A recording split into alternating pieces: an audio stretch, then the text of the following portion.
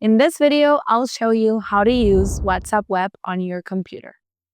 If this helps you, please consider subscribing and giving this video a like so others can find it.